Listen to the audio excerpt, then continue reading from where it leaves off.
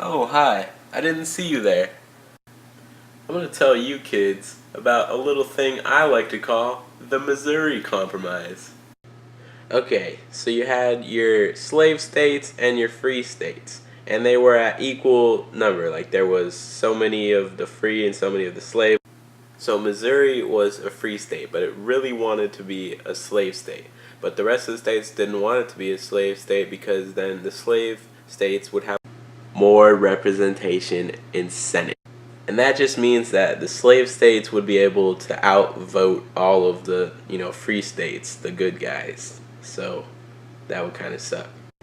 And so people got together and they decided that they would let Missouri be a slave state, but they would cut Massachusetts like down the middle kinda.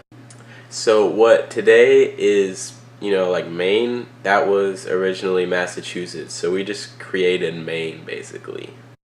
So the slave states and the free states were still equal basically. So Missouri just basically got the right to have slaves because they love their slaves and stuff.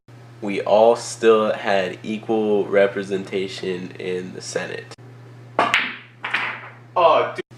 So it was all just this big Missouri Compromise. No one was like really mad about it, but no one was really that happy either. No one got what they wanted. So this whole thing kind of ducked the question of slavery. They didn't really do anything about it.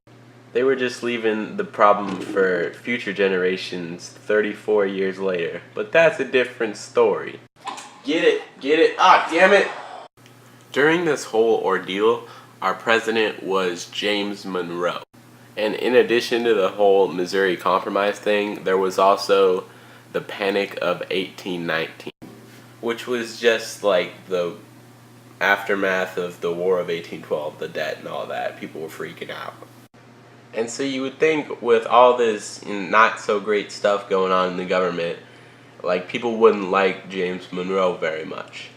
But you would be wrong. This dude is such a boss. He goes on to win a second term.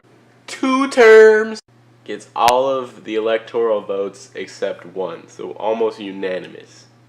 Making him the only US president in history to get re-elected after a term in which major financial panic began. I love you, Sanchez. This video is over.